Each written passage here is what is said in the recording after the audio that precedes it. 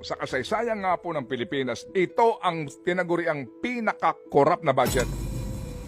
Sa kasaysayan po ng Pilipinas, ito po yung pinakakinatay na pambansang budget.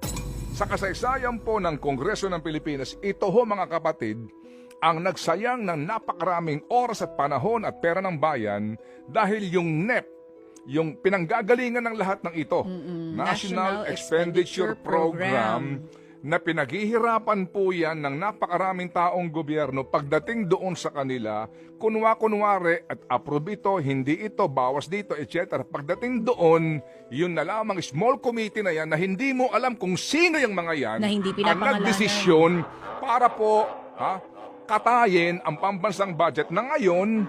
Eto na po yung presidente, sinasabi niya, nahihirapan akong ayusin ito. Diba na pinirmahan din po naman niya? Hindi po ba? Bakit mo pinirmahan? Magpakatotoo tayo dito. Oo, naku, dapat pala na-review maigi ito ng Pangulo. Di ba?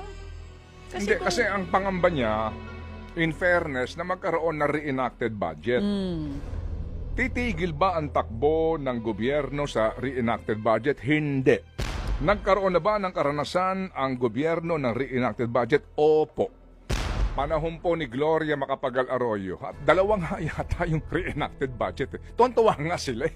Opo. Masama lang po ang indikasyon yan sa ating mga investors, sa mga, alam niyo na, yung mga nagbibigay po ng rating sa atin, etc. Pero, yung reenacted budget na yan, hindi tatagal yan. Kasi maaari naman talagang muli, kung ito po mga kapatid ay kinatay-katay, ibalik sa kanila, mag-session kayo, mag-special session kayo, ayusin nyo, balik nyo sa akin ng Pebrero. Hindi humamamatay ang mga Pilipino.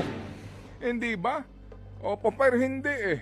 Tinanggap, may nag-veto kunwari ng 26 billion sa DPWH, pinayagan pa rin po na walang subsidiya po yung PhilHealth, kinatay-katay po yung DOTR budget, tinanggalan sila ng appropriations para po sa mga right-of-way issues na napaka-importante, etc. etc. Tinanggalan po ang DepEd, binawasan po ang DA, binawasan po DICT, nilagay doon sa mga pork barrel nila. So mga kapatid, eventually po, ang nangyari nga dito, dismayado ang presidente, pero tinaprubahan niya pa rin.